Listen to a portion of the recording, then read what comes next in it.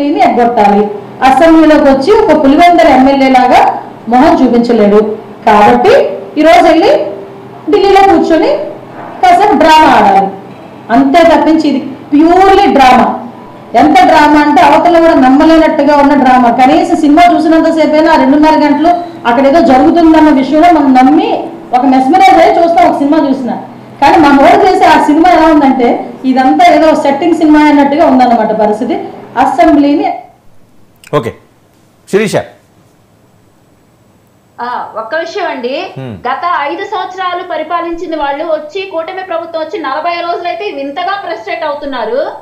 ఆ రోజు మహిళల్ని రోడ్ల మీద చంపినప్పుడు, శిరోమండనాలు దళితులు చేసినప్పుడు, లేదంటే చంద్రగిరి నడి రోడ్డు మీద జై జగన్ అని చెప్పి అన్నమని చెప్పి నడి రోడ్డు మీద కిరాతక ఆ రోజు కనిపించలేదమ్మా అరాచుకో. ఆ రోజు కనిపించలేదు.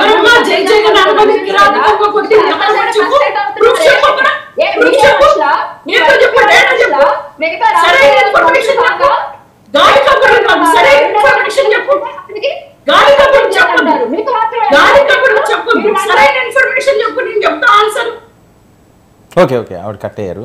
అరుణ గారు హలో, అరుణ గారు వినిపిస్తుందా? వినిపిస్తుంది sir. Okay okay please respond. Sir ఆ మేడం ఏదో పర్సనల్ గా జనసేన నుంచి నా మీద అలాగే మా అధ్యక్షులు పవన్ కళ్యాణ్ గారి మీద పర్సనల్ గ్రడ్జ్ ఉన్నట్టుగా ఓకే ఒక్క నిమిషం అండి సుజాత గారు. అరే సుజాత గారు, సుజాత గారు ఏంటి సుజాత గారు, సుజాత గారు, సుజాత గారు ఏంటండి అసలు మీరేంటి ఇలా మాట్లాడుతున్నారు? అరే సుజాత గారు, సుజాత గారు, ఓకే ఓకే సుజాత గారు వినాలి. మీరేంటి ఇలా మాట్లాడుతున్నారు? వెయిట్ చేయండి. Okay wait wait wait wait Sujatha గారు, సుజాత గారు వెయిట్ వెయిట్ వెయిట్ మీకు నేను సమయం ఇస్తాను, మాట్లాడుతున్నాను, మాట్లాడండి.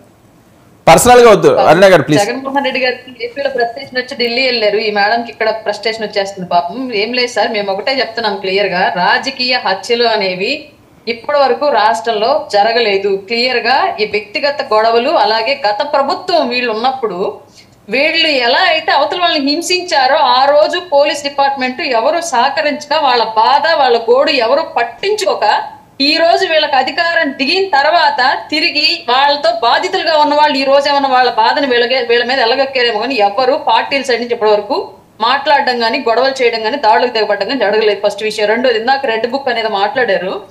రెడ్ బుక్ అనేది స్టిల్ ఇప్పటికీ బయటకు తీయలే లోకేష్ గారు. రెడ్ బుక్ బయటకి తీస్తే ఫస్ట్ యాక్షన్ ఎవరైతే ఒంటి మీద కాకి యూనిఫామ్ ఉండి వైసీపీ కార్యకర్తలుగా వ్యవహరించారో వాళ్ళ మీద చట్టపరంగా యాక్షన్ తీసుకుంటారు క్లియర్లీ. ఎందుకంటే సాక్ష్యాలతో సహా రాసుకొని ఎవరో నేరాలకు దిగరు. ఎందుకంటే ఏదైనా జరిగితే నేరానికి దానికి ఆధారం దొరకకూడదు కాబట్టి మైండ్ లో పెట్టుకునే వాళ్ళే. చట్టపరంగా శిక్షించాలనుకున్నారు కాబట్టి సాక్ష్యాలను రెడ్ బుక్ లో భద్రపరుచుకున్నారు అంతే.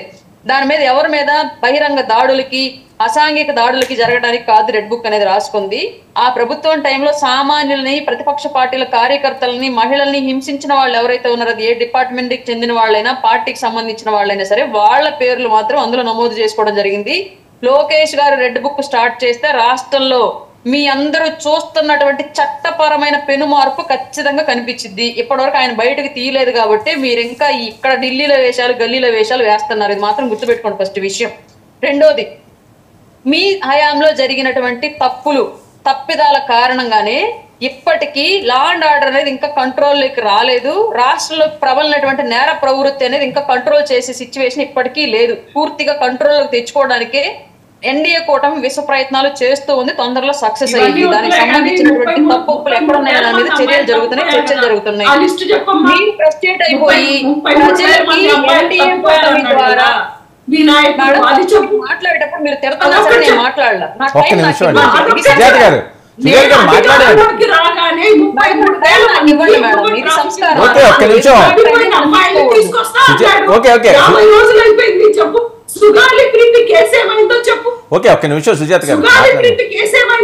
ఓకే 1 మినిట్ అండి.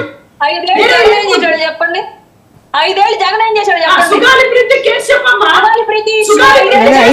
పవర్ లో ఉంది జగన్ కదా.